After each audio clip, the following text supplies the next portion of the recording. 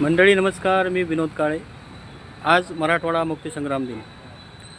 मराठवाड्यातील तमाम जनतेला मराठवाडा मुक्तीसंग्राम दिनानिमित्त मी हार्दिक शुभेच्छा देतो। मराठवाडा मुक्तीसंग्राम हा हैदराबाद निजामशाही विरुद्ध दृढ लढा होता, जो 1938 ते 1948 या कालखंडामध्ये चालला। भारत स्वतंत्र झाल्यानंतर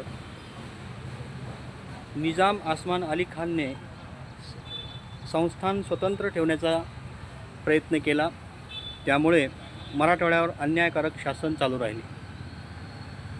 स्वामी रामानंद तीर्थ यांच्या नेतृत्वाखाली हैदराबाद स्टेट काँग्रेसने या चळवळीला संघटनात्मक आधार दिला, ज्यात गोविंदभाई श्राफ, भाऊसाहेब वैशंपायन, बाबासाहेब परांजपे यांचा समावेश होता।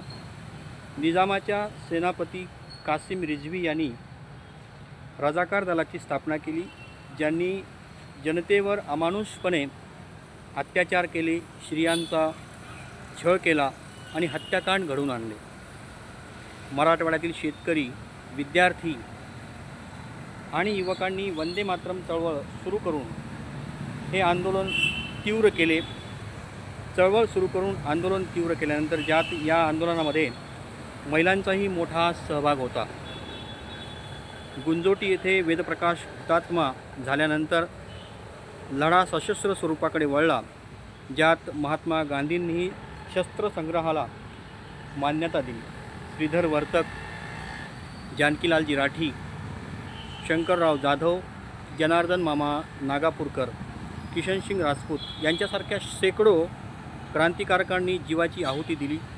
काशीनाथ कुलकर्णी यांनी पूल उडवून निजामाच्या हालचाली थांबवल्या, तर गणपतराव क्षीरसागर यांनी शस्त्रे तयार करून पुरवली। 17 सप्टेंबर 1948 रोजी ऑपरेशन पोलो अंतर्गत भारतीय सेनेने हैदराबाद संस्थानवर हल्ला केला, ज्यामुळे निजामाला शरणागती पत्करावी लागली। या लढ्यात मराठवाडा मुक्त झाला आणि भारतीय संघराज्यात सामील झाला, ज्याने अन्यायाच्या विरोधात जनशक्तीचे महत्त्व अधोरेखित केले।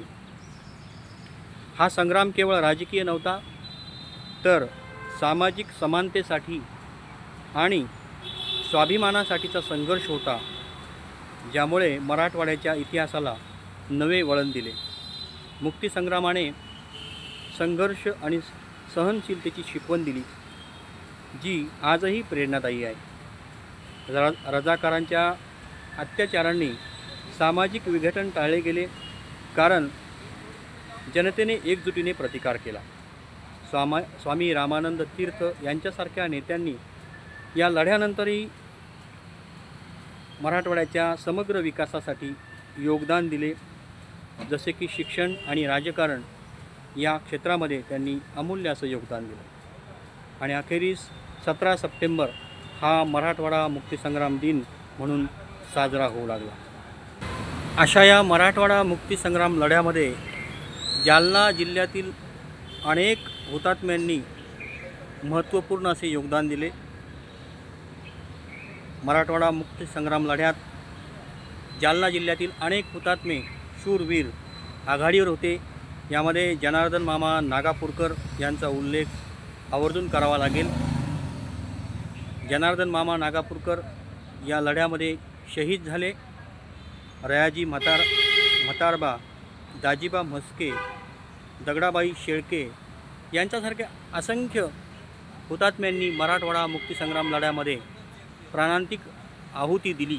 त्या सर्व ज्ञात अज्ञात मराठवाडा मुक्तीसंग्राम लढ्यातील हुतात्म्यांना मी आज मराठवाडा मुक्तीसंग्राम दिनानिमित्त विनम्र अभिवादन करतो।